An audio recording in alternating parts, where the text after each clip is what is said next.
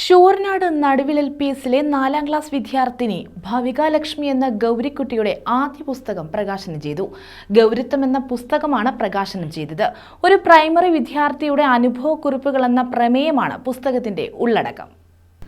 ശൂരനാട് നടുവിൽ LPSലെ 4ാം ക്ലാസ് വിദ്യാർത്ഥിനി ഭവിക ലക്ഷ്മി എന്ന ഗൗരിക്കുട്ടിയുടെ ആദ്യ പുസ്തകമായ ഗൗരിത്വമാണ് പ്രകാശനം ചെയ്തത്.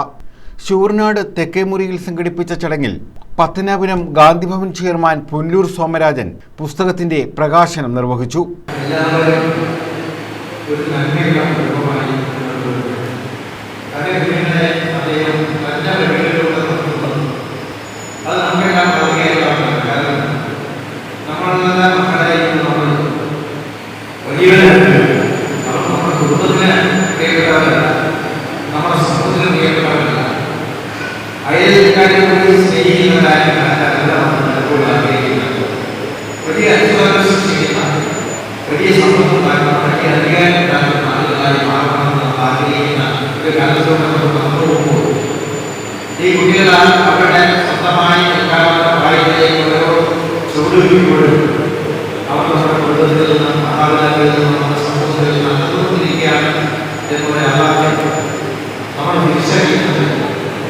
അതിവേഗ ചിത്രകാരൻ അഡ്വക്കേറ്റ് ജിതേഷ് ജി അധ്യക്ഷത വഹിച്ചു.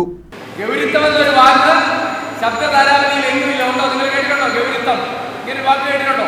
പുസ്തകത്തിന് വേണ്ടി മാത്രമുള്ള വാക്കാണ് ഗൗരിത്വം. നിങ്ങൾ എത്ര ഗൗരിമാരെ കേട്ടിട്ടുണ്ടോ? എത്ര ഗൗരിമാരെ കേട്ടിട്ടുണ്ടോ?